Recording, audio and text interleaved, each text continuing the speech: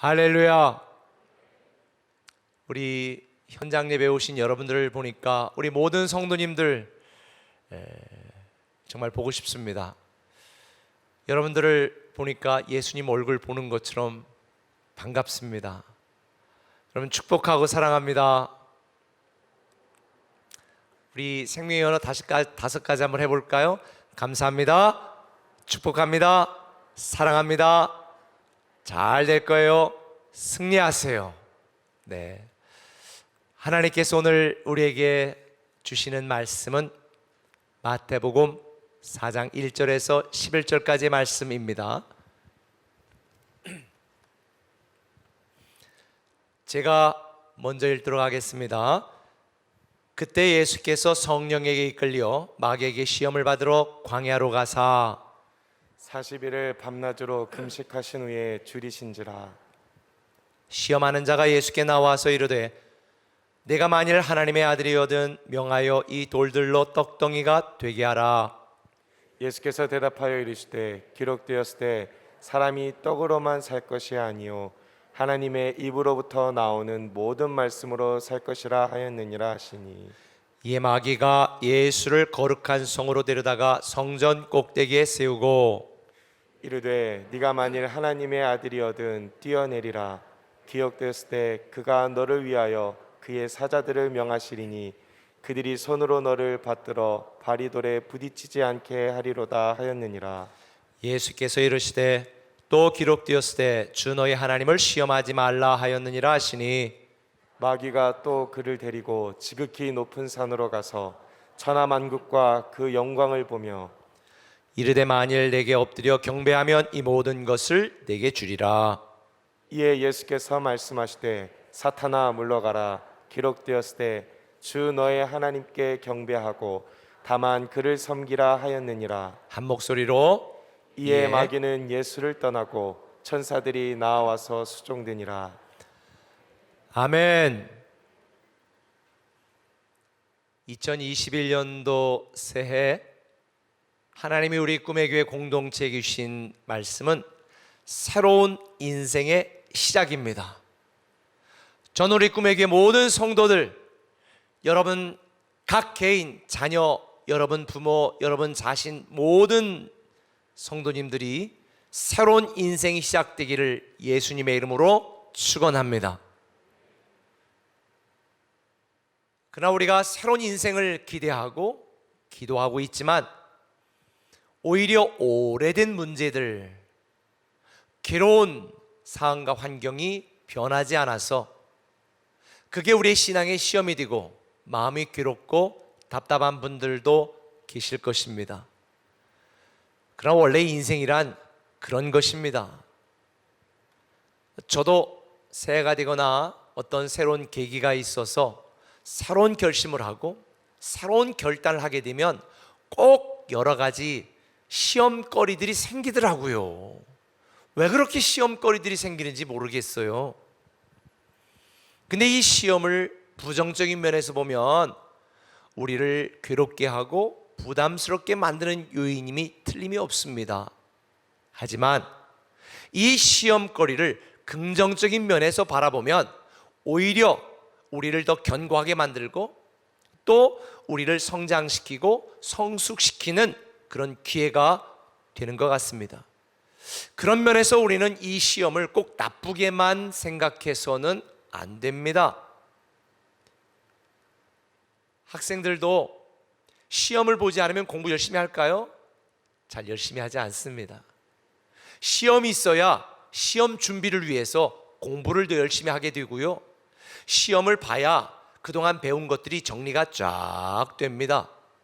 저도 지나고 보니까 제 인생 속에 여러 가지 시험거리들이 있었는데 그런 시험거리들 때문에, 그런 고난과 괴로움과 아픔 때문에, 또 제가 받은 상처 때문에 오히려 그 상처를 사명으로 바꾸어 제가 더 하나님 앞에 바른 목회자로 설 수 있는 기회가 되었습니다. 여러 가지 시험거리와 삶의 많은 문제들, 또 교회 목회를 하면서 여러 가지 일들이 있었지만 그런 일들이 있을 때마다 저는 하나님의 뜻이 무엇인가, 우리 교회를 위하여 어떤 것이 더 최선의 방법인가, 그럼 어떻게 성도를 위할 것인가? 이런 생각으로 저는 백투제로하여 처음부터 다시 다 묵상하고 생각하면서 오히려 우리 꿈의 교회가 건강한 교회가 되도록 만드는 대나무의 마디처럼 그런 성장과 성숙의 디딤돌이 된 것을 지나고 보니까 깨닫게 되었습니다. 성경에 보면 이 시험이라는 말은 크게 두 가지 정도의 의미로 사용이 됩니다. 제가 일전에도 설명을 드렸는데 이 시험에는 테스트라는 의미의 시험이 있고요, 템테이션이라고 하는 의미의 시험이 있습니다. 테스트는 성경적으로 보면 하나님이 저와 여러분 우리를 시험하여서 테스트하여서 성장하고 성숙시키려는 도구로 사용하실 때 우리는 테스트다라고 말합니다. 이 시험이 부담스럽고 힘들지만 나쁜 건 아닙니다. 그런데 우리 인생 속에 똑같은 고난이고 똑같은 괴로움이라도 사탄이 우리에게 주는 템테이션이 있습니다. 고난을 통해 우리를 실족하게 하고 괴로움을 통해 우리를 낙심하게 만드는 이 템테이션, 마귀가 주는 유혹입니다. 마가복음 1장 13절에 보면 하나님께서는 아무도 시험하지 않으신다라고 말씀하시는데, 이때 아무도 시험하지 않는다는 말씀은 마귀처럼 우리를 무너뜨리고 우리를 쓰러뜨리고 우리를 실망시키려고 하나님이 우리를 유혹하지 않는다, 그런 템테이션 시험을 주지 않는다는 의미이지, 우리를 성장시키고 성숙시키려는 이 테스트를 하지 않는다는 의미가 아닙니다.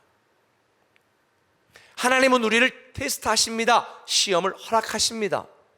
그러면 우리가 감당하기 원하지 않는 이런 수많은 시험들, 고난과 고통과 어려움과 상처와 이런 시험들을 하나님은 왜 허락하시는가? 사랑의 하나님이라면서. 근데 성경을 읽다 보니까 그 이유가 있더라고요. 시험을 긍정적인 면에서 하나님은 사용하시는데 신명기 8장 16절에 보니까 이런 말씀이 있습니다. 같이 한번 읽어볼까요? 시작. 내 조상들도 알지 못하던 만나를 광야에서 내게 먹이셨나니 이는 다 너를 낮추시며 너를 시험하사 마침내 내게 복을 주려 하심이었느니라. 뭐라고 말씀하냐면 하나님이 우리에게 시험을 주시는, 광야처럼 처절하고 절박한 시험도 허락하시는 이유는 우리를 낮추셔서 오직 하나님만 바라보게 하시고 우리를 시험하셔서 마침내 복을 주시려는, 마침내 복을 주시기 위하여 테스트하신다, 시험을 주신다, 허락하신다, 이 의미인 거지요. 하나님은 우리가 당하는 수많은 고난과 고통과 괴로움을 통해 오직 하나님만 바라보고 하나님만 의지하도록 우리를 이끌어 가십니다. 반면에 마귀가 우리에게 주는 시험은요, 우리를 실망하게 하고 낙심하게 하고 좌절하게 하고 신앙을 떠나게 만들지요. 그래서 우리는 이 시험이 올 때, 또 문제가 생길 때, 또 고난과 괴로움이 닥칠 때 우리는 이게 우리를 단련시켜 정금처럼 나아가게 하시려는 하나님의 테스트인지 아니면 우리를 무너뜨리고 신앙을 떠나게 하려는 마귀의 유혹인지를 분별할 줄 알아야 되는 거예요. 근데 여기 문제가 있어요. 이게 똑같은 고난과 똑같은 상처와 똑같은 괴로움인데 이게 하나님이 주는 테스트인지 마귀가 주는 템테이션인지 우리가 분별할 수가 없다는 거죠. 사실 성경을 읽어보면 지금 우리가 지나고 나서 보니까 이 사람은 마귀에게 유혹받았구나, 이 사람은 하나님이 테스트하셨구나, 이걸 알지. 그 시험을 당했던 장본인들은요, 이게 하나님이 주는 테스트인지 마귀가 주는 템테이션인지를 잘 분별하기가 쉽지 않았습니다. 그래서 주님께서 뭐라고 우리에게 말씀했느냐?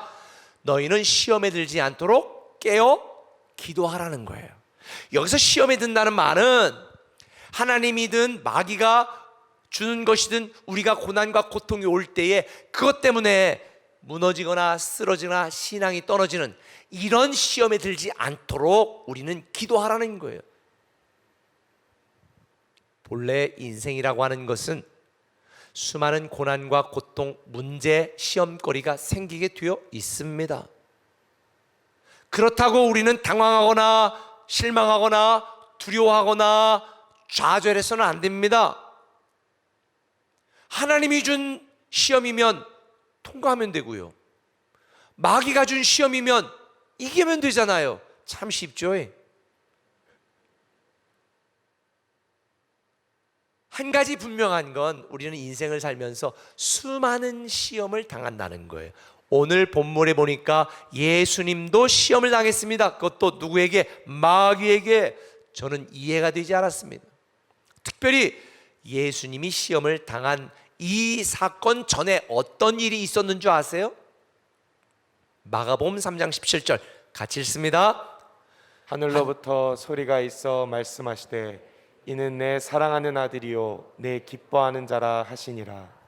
이게 무슨 사건이냐면 예수님이 침례를 받으실 때, 혹시 뭐 침례에 대해서 별로 좋아하지 않는 분들은 아니 세례지 왜 자꾸 침례라고 읽어? 근데 저는 원어를 읽는 거예요.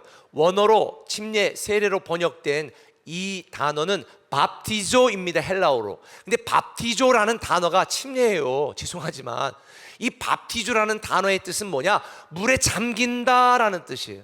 그러니까 예수님께서, 성경 읽어보세요. 예수님께서 물을 뿌려 세례를 받으신 게 아니라 사실은 침례를 받으셨어요. 그래서 물속에 잠겼다가 예수님이 침례를 받고 물에서 올라오실새 하늘로부터 소리가 있어 말씀하시되 이는 내 사랑하는 자요 내 기뻐하는 자라. 이렇게 음성이 들린 거예요. 그러니까 예수님께서 침례를 받으실 때 하늘에서 소리가 나서 이는 내 사랑하는 아들이고 내가 기뻐하는 자다라고 하는 모든 사람 앞에서 하늘에서 소리가 나서 인정을 한 거지요. 자, 이렇게 인정을 받았으면 가서 대관식을 하든지 머리에 왕관을 씌우든지 이래야 되는데 성령님이 예수님을 이끌고 가요. 근데 어디로 이끌고 갔습니까? 광야로 이끌고 간 거예요. 이게 이해가 돼요? 좀 이해가 안 됐어요. 하나님 대체 왜 이러시나 이런 생각이 들었을 것 같아요. 사실 우리도 이런 때가 있죠.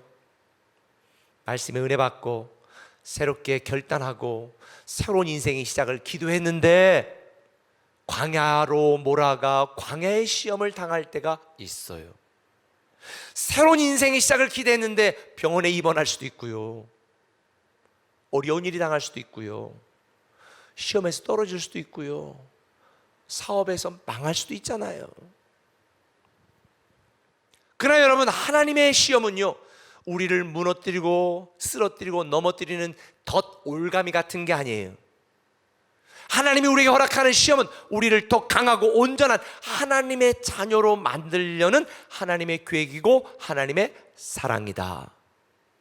그러니 어떤 시험이 오더라도 두려워하지 마시고 겁먹지 마시기를 바랍니다.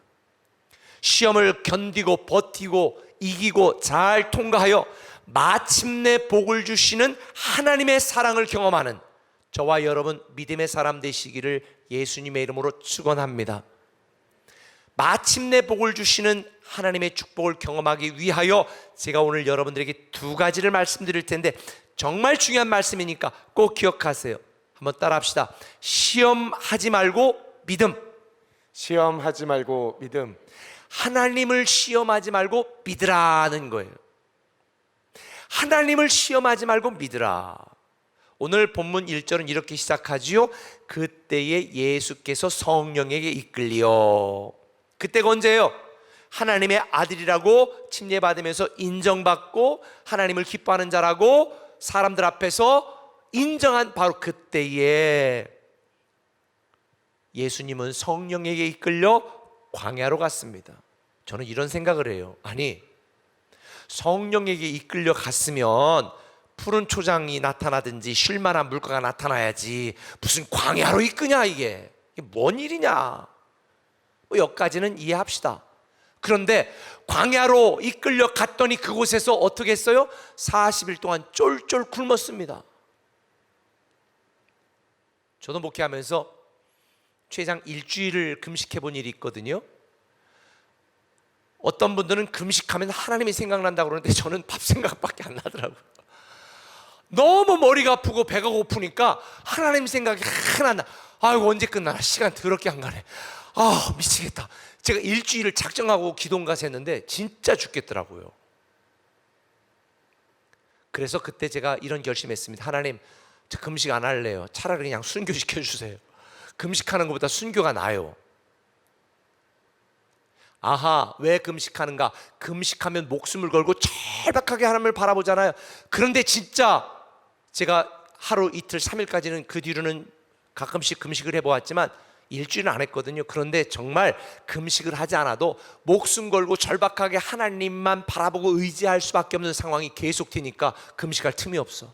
날마다 절박해, 날마다 간절해, 날마다 치열했거든요. 그런데 집안에서 선풍기 틀어놓고 금식한 게 아니에요. 저는 금식할 때 여름에 선풍기 틀어놓고 금식했거든요. 너무 더우니까. 근데 예수님은 황사바람이 하루에도 수십 번씩 일어나는 광야, 낮에는 너무 뜨겁고 밤에는 추운 그 광야에서 40일을 금식했으니 지금 죽을 맛인 거예요. 지금 거의 다 죽은 거야, 거의. 그런데 예수님이 가장 약하고 지치고 절박하고 치열했던 이때 누가 등장해요? 마귀가 등장합니다. 타이밍 죽이죠. 전 여기서 깨달았어요. 마귀는 타이밍을 죽이게 잘한다. 저도 목회하면서 힘들어 죽겠어. 막 건축업자들한테도 힘들게 했었고, 막 이게 내일 뭐 건축할 돈이 없으면 미치겠고, 막 이런 때, 예를 들어. 근데 해까지 아프네.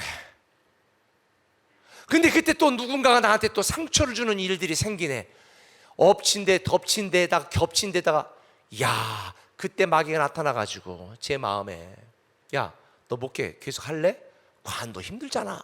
아, 이런 마귀가 나타나서 저의 가장 약할 때 집요하게 치명적인 순간에 나타나 저를 공격하는 거예요. 그래서 제가 한국 가서 목회하는 25년 동안 3번을 때려치려고 했다고 그랬잖아요. 마귀가 그때 나타나가지고, 야, 관둬, 때렸죠, 그만둬, 포기해. 마귀는 타이밍 죽입니다. 아니, 그런데 그때 나를 돕겠다고 약속했던 성령님은 보이지 않아. 내가 견딜 수 없어 죽겠다는 순간에 마귀는 계속 우리를 시험합니다. 힘들지? 관둬, 그만둬, 포기해, 떠나. 그러니까 우리의 믿음이 흔들리고 하나님을 의심하게 되는 겁니다. 그리고 그때 하나님을 시험하고 싶은 마음이 생기는 거예요. 하나님 정말 나 사랑하셔? 하나님 나를 목회자로 부르신 거야? 하나님 우리 교회를 쓰실 거야? 하나님 정말 살아계셔? 이걸 막 의심하고 싶어요. 그런데 예수님은 전혀 의심하지 않았고 하나님을 시험하지 않았습니다. 3절은 이렇게 되지요. 시험하는 자가 예수께 나와서 이르되, 누가 나타났다고요? 시험하는 자가 누구예요? 마귀가. 이 마귀는 에덴 동산부터 시험하는 자였어요. 하나님이 선악과를 만들고 선악과를 볼 때마다 내 후에 내가 있다는 걸 기억해라, 그리고 너 그거 먹으면 죽어, 먹지 마 그랬어요. 근데 마귀가 나타나서 뭐라고 말했어요? 야, 그 하나님 먹지 마라고 그랬지? 응. 그럼 먹으면 죽는다고 그러대? 안 죽을 텐데. 안 죽을 건데 한번 먹어봐. 안 죽는다니까 한번 시험해봐. 먹어도 안 죽지. 이 시험하는 마귀는요, 에덴 동산부터 지금까지 동일해요. 예수님에게도 그랬네. 너 하나님의 아들이냐? 배고프지? 떡으로 만들어 먹어봐. 하나님의 아들이 그것도 못해? 한번 시험해봐. 예수님을 조롱하고 예수님의 자존심을 긁고 내가 하나님의 아들인지 아닌지 한번 시험해보라고 계속 충동질하는 거예요. 그때 주님이 뭐라고 대답했어요? 사람이 떡으로만 살 것이 아니고 하나님의 말씀으로 사는 거야. 이걸 또 어떤 사람은 오해해. 아, 떡이 필요 없구나. 떡으로 살면 안 되는구나. 떡이 필요해요. 우리 여기 뭐라고 그랬어요? 떡으로 살지 말라는 게 아니라 떡으로만 살지 못한다는 거죠. 떡도 먹어야 돼. 근데 떡으로만 살지 못해. 우리는 하나님의 말씀으로 사는 존재라는 걸 가르쳐 주잖아요. 어떻게 이렇게 말했을까요?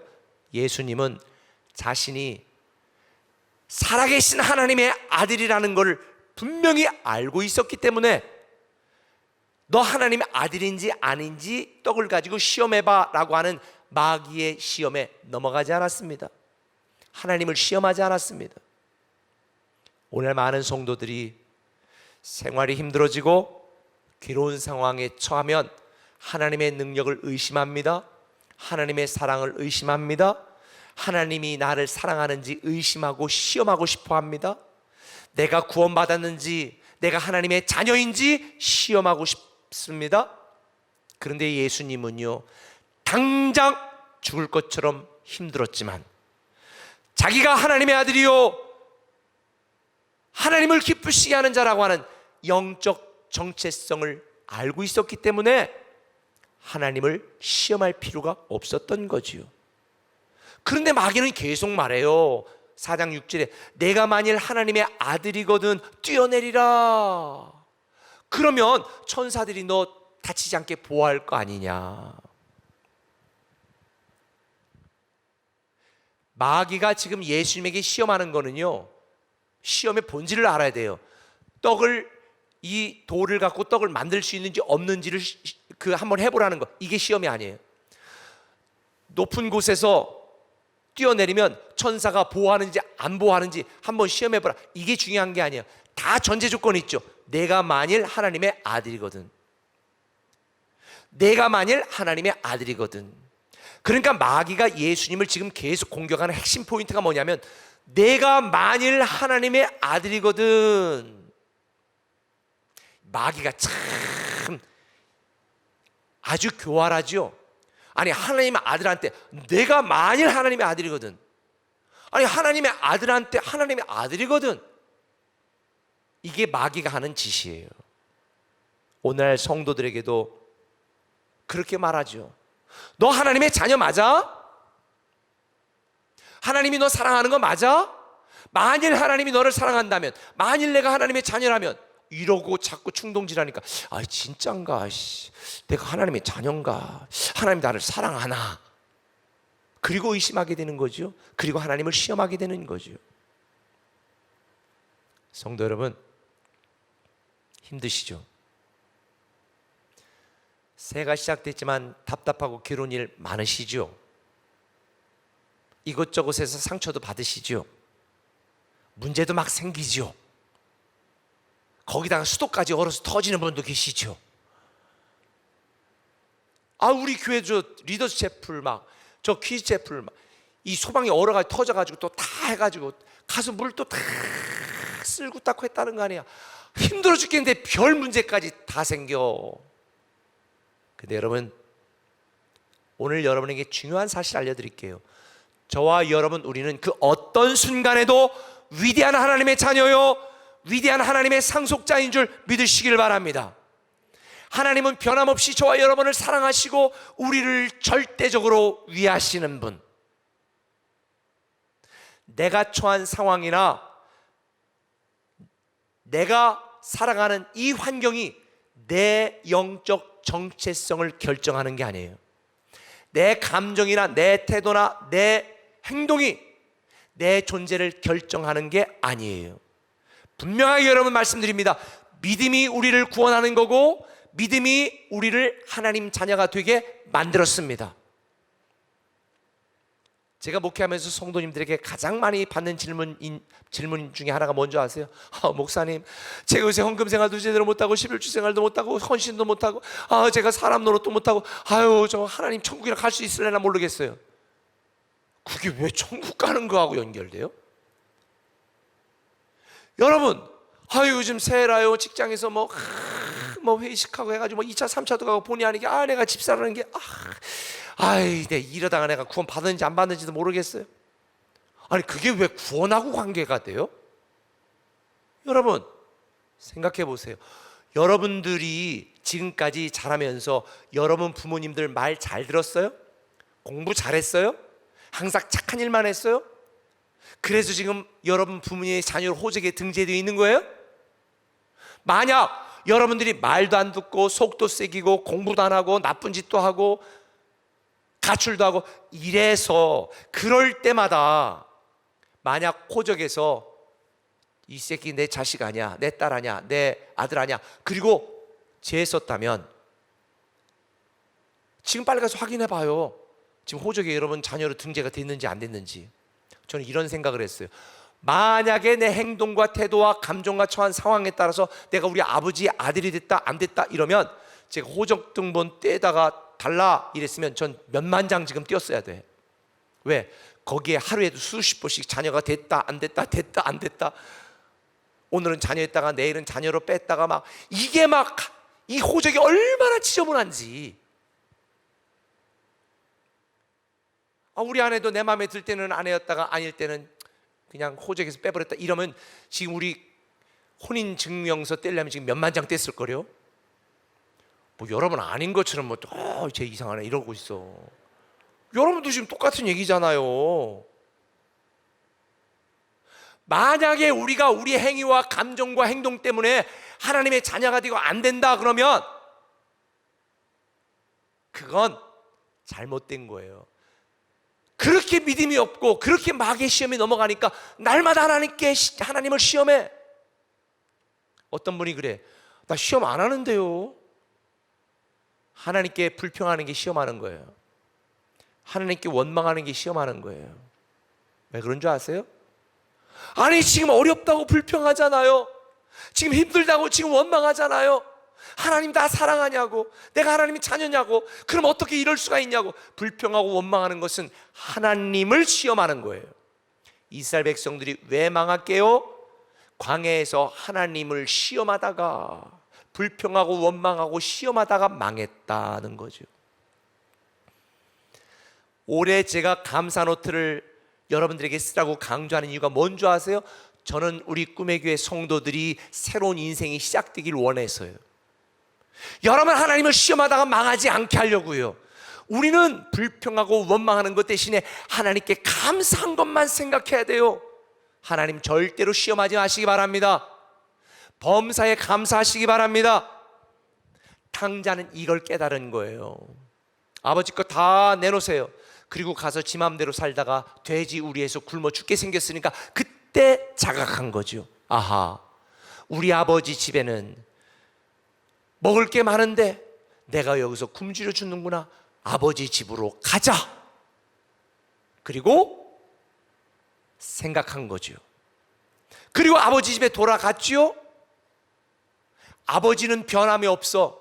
아버지는 그 집에서 한 번도 떠난 적이 없어.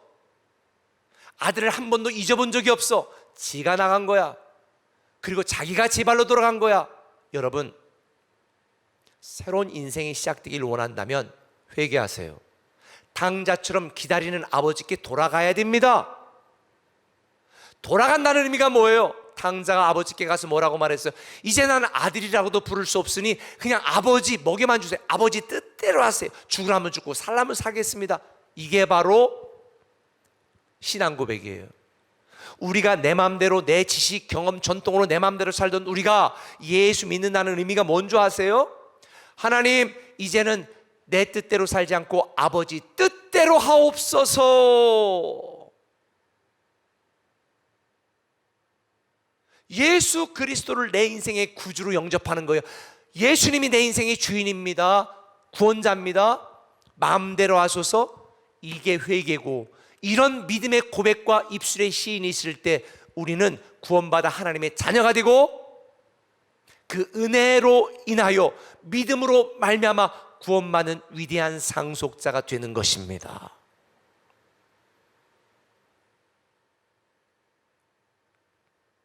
저는 여러분이 그 어떤 고통과 고난이 와도 여러분을 변함없이 사랑하시고 기다리는 하나님을 의심하여 시험하지 마시기 바랍니다. 불평하지 마세요. 원망하지 마세요.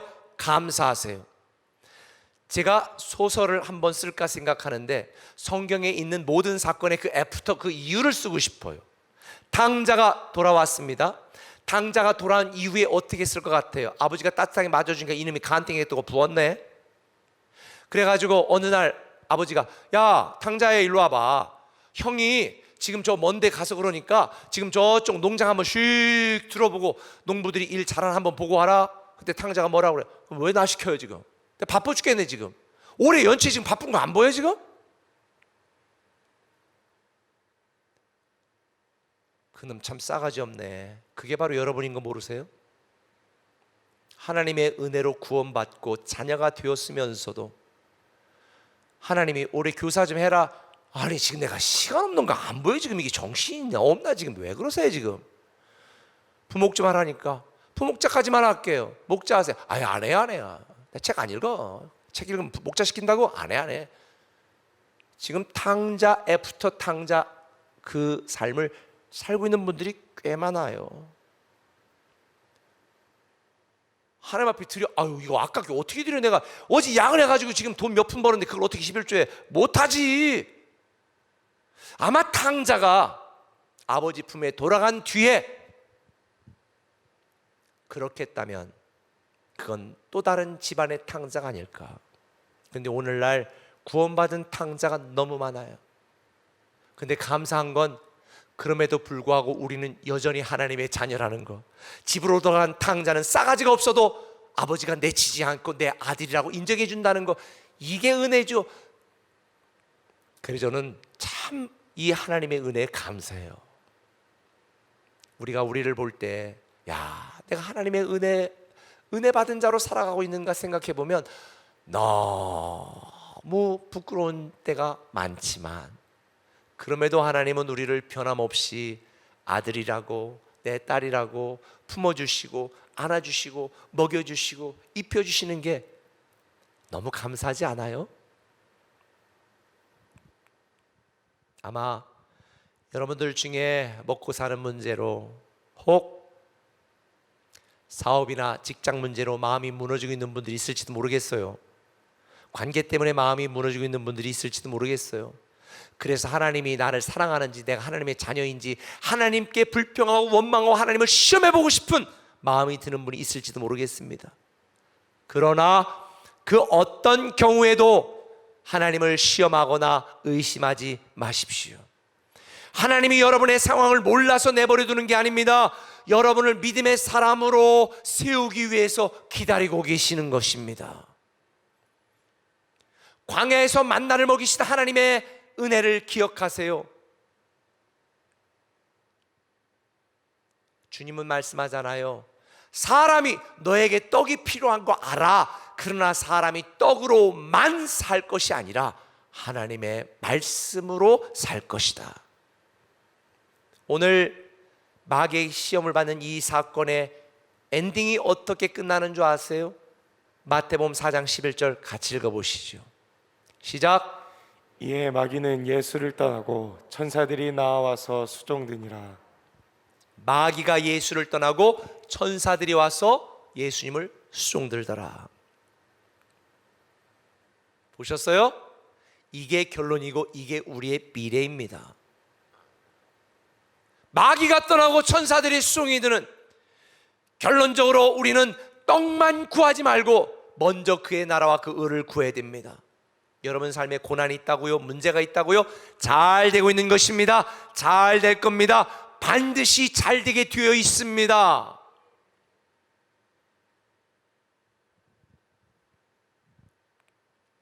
두 번째, 한번 따라합시다. 시험 들지 말고 순종. 시험 들지 말고 순종.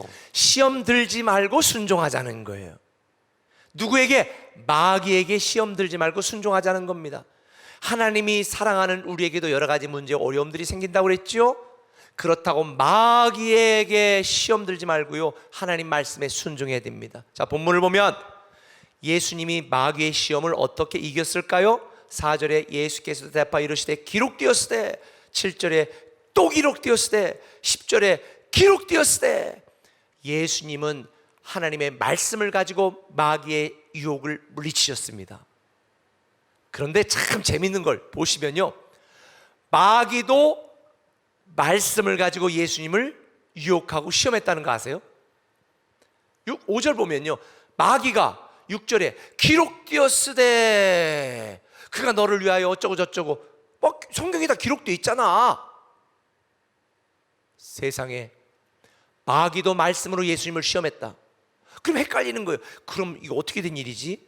여러분, 예수님도 말씀으로, 마귀도 말씀으로, 그런데 여기에 결정적인 차이가 있습니다. 한번 따라 합시다. 순종의 차이. 예수님은 말씀을 안 것에서 그친 것이 아니라 말씀대로 살았습니다. 말씀을 인용한 데서 그친 것이 아니라 말씀대로 순종했습니다. 근데 마귀는 말씀을 알았지만 말씀대로 순종하지 않았습니다. 말씀을 인용했지만 말씀대로 살지 않았습니다. 브루스 B. 바턴이라고 하는 신학자 그래서 이렇게 말했습니다. 마귀도 성경을 안다. 그러나 마귀는 순종하는데 실패한 자다. 순종이 결정적인 차이예요. 마귀는 말씀을 알고 있었지만 말씀대로 순종하지 않았습니다. 반면에 예수님은 말씀을 알고 말씀대로 순종했습니다. 4절에 모든 말씀으로 살 거다. 그리고 떡을 만들지 않았습니다. 주 너의 하나님을 시험하지 말라고 했다. 그리고 뛰어내리지 않았습니다. 하나님만 경배하고 섬기라고 했다. 그리고 마귀에게 절하지 않았습니다. 여러분, 사는 게 힘들고 문제가 많고 상처받는다고 투덜대지 마시고 말씀대로 순종하시기 바랍니다. 비록 지금 우리 앞이 막막하고 길이 보이지 않아도 나를 사랑하시고 나를 위하시는 하나님께 믿고 맡기고 말씀대로 순종해야 되는 거예요. 그래야 복의 근원이 된 아브라함 같은 축복의 사람이 됩니다. 신앙생활 오래 하신 분들은 아브라함 이야기 수백 번 들었을 것입니다. 그런데 왜 그 아브라함에 대한 말씀을 들었지만 아브라함 같은 축복을 누리지 못하나요? 이유가 있습니다. 아브라함처럼 순종하지 않았기 때문입니다. 예를 들어 볼게요. 하나님이 아브라함에게 이삭을 갖다 바쳐라 그랬습니다. 바치라는 건 가서 각을 뜨고 죽여서 태워 올리라는 거지요.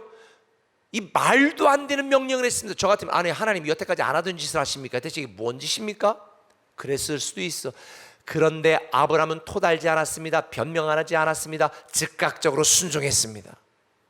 저녁 때 말했는데요, 아브라함은 그날 그 다음날 새벽 아침 일찍 이삭을 데리고 떠났습니다. 즉각적인 순종. 제가 연말 연초면 기도를 많이 하면서 부목사님들을 통해서 아니면 또 제가 직접 이번에 처장으로 섬겨주세요, 이번에 부목자 섬겨주세요, 이번에 교사로 섬겨주세요. 그러면 19명은 목사님 부족하지만 순종하겠습니다 이래. 내가 너무 기뻐. 근데 10명 중에 한 명 뭐라고 말하는 줄 아세요? 목사님 기도해보고 결정하겠습니다. 아니 나는 이미 지금 오랫동안 기도하고 말한 건데 자기는 이제 듣고 지금부터 기도하면 어떡하겠다는 거예요. 교회를 위해서 누가 더 기도 많이 해요? 솔직히 얘기해봐요. 교회를 위해서 제가 더 기도 많이 해요? 여러분 기도 많이 해요?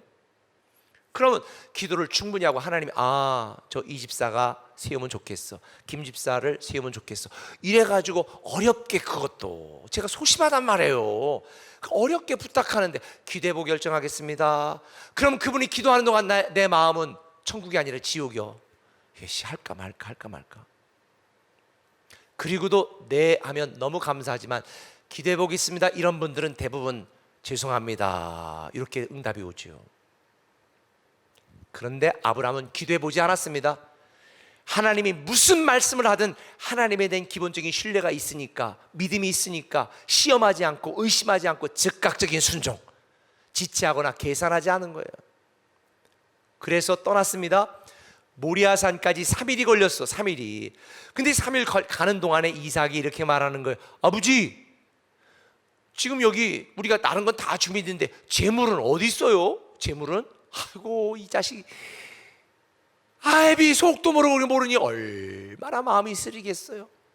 그래가지고 다 준비돼 있어. 하나님 준비했어. 그리고 나무 그늘에 가지고 턱 있는데 이게 지금 100세가 넘은 노인이 117세가 돼가지고 가고 있으니 얼마나 지금 걷는 것도 힘들어. 근데 이삭이 그때 물을 떠가지고 아버지 여기 물 드세요. 또 싸가지까지 있고 효도까지 하네. 그러니 마음이 이거를 내가 갖다가 어떻게 사보바치나, 그냥 돌아갈까 말까, 저기 있는 종을 그냥 갑자기 그냥 바꿔치기 해가지고 바칠까, 별 5만 가지 생각이 다 들었을 거예요. 그런데 아브라함의 순종은 한결같은 순종이었다. 그리고 이렇게 즉각적으로 한결같이 순종할 수 있었던 이유는 뭐냐? 하나님을 신뢰하기 때문에 신뢰하는 순종이었다. 히브리서 11장 19절은 말합니다. 아브라함이 이삭을 바칠 수 있었던 이유, 저가 하나님이 능히 죽은 자 가운데서 다시 살리실 줄로 생각했다는 거예요. 히브리 기자만의 이야기가 아니야. 신명기 22장 5절에 보니까 아브라함이 직접 이렇게 말했어요. 내가 아이와 함께 저기 가서 예배하고 우리가 너에게 돌아오리라. 산에 도착해서 산 밑에 종들에게 너희들은 여기 있어. 내가 내 아이와 함께 가서 예배하고 우리가 아이와 함께 내려올게 라는 거예요. 아하, 아브라함은 하나님은 죽은 자도 살리시는 분이라는 믿음과 신뢰가 있었어요. 이게 바로 부활신앙이에요. 제가 오늘날 성도들이 왜 오랫동안 교회를 다니고도 그렇게 믿음이 없나, 하나님을 시험하나, 의심하나, 마귀의 시험에 시험느나, 부활신앙이 없어. 하나님은 죽어도 다시 살리고 망해도 다시 회복시킬 뿐이라는 믿음이 없으니까 계속 시험하는 거예요. 그런데 아브라함은 죽은 자도 살리시는 하나님을 신뢰하고 믿었기 때문에 즉각 한결같이 순종할 수 있었던 것입니다.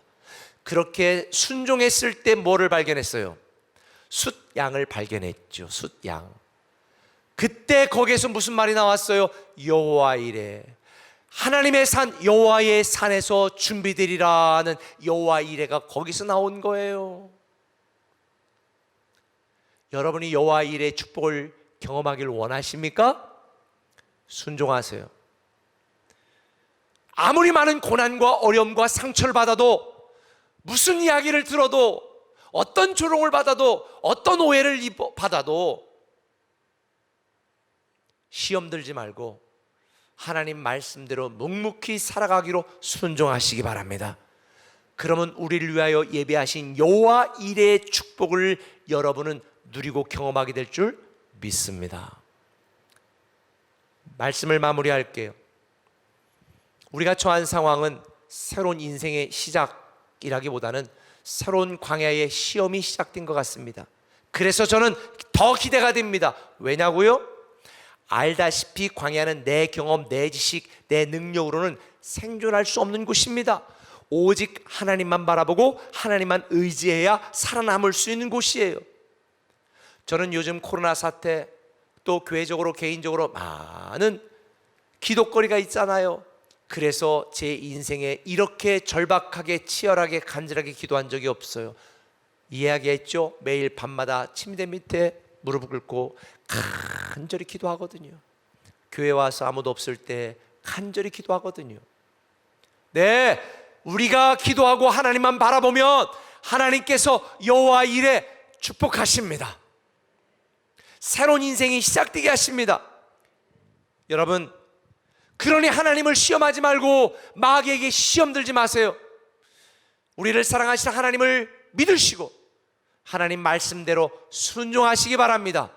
하나님이 주는 시험이면 통과하면 되고 마귀가 주는 시험이면 이기면 되는 거예요. 저는 여러분 모두가 새로운 인생의 시작을 선포하고 새로운 인생을 누리며 새로운 축복의 주인공 되시기를 예수님의 이름으로 축원합니다. 그래서 우리는 이렇게 살아야 됩니다. 성도의 삶. 성도는 믿음으로 산다. 성도는 말씀으로 산다.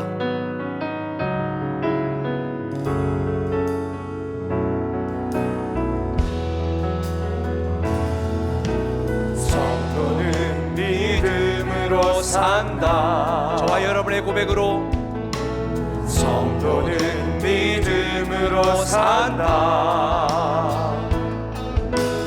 나의 모든 길 주님 인도하시니 성도는 믿음으로 산다. 성도는 하늘 은혜로, 성도는 하늘 은혜로 산다. 성도는 하늘 은혜로 산다. 하늘의 양식 참된 하늘의 소망. 성도는 하늘 은혜로 산다. 성도는 말씀으로, 성도는